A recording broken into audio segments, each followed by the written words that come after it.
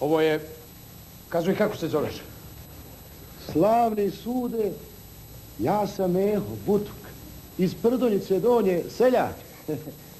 A on me ufatio što jest. A kad ste rođeni? A rođeni smo uz Ramazan 23. ali druge, a otac nije znao tačno. No, kazuj, šta si radio, pod puškom šta si radio? Drugovi, on je... Slavni sude, jesam.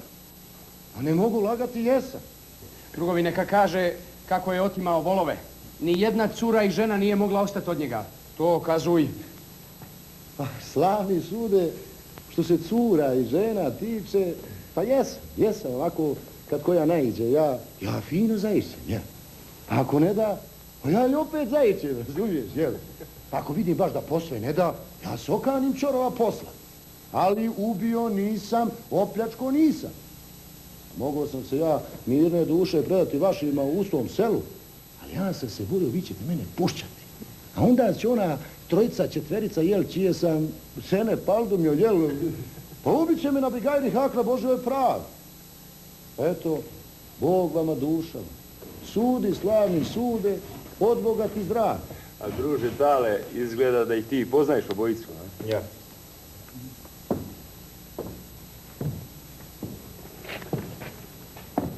A ti ga zarobio? Jesam, druže. Ti ga i sudiš, ja?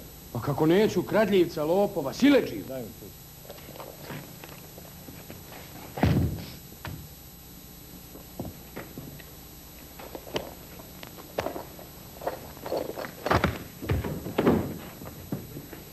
Zašto nisi došao na sastanak? Uhvatila me racija.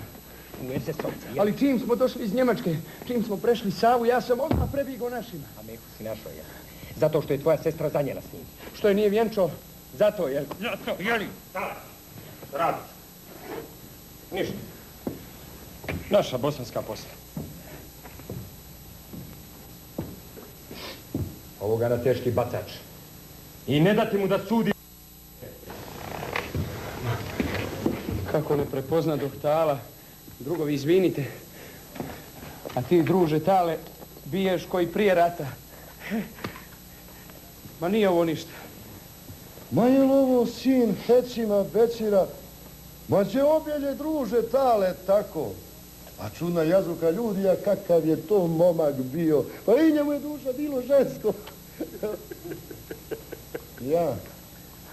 Pa, slavni sude, hoćete li me pušćati i strijeljati, da znam da dušu pripremim. E pa, druže Tale, prijedlog? A ovoga u komoru 17. A ovoga na teški bacač. I to da postolje nosi. Se slažete? Da. Ajde vas dvojice izađite i sačekajte napolju u predsolju. Žao. Drugovi, žao.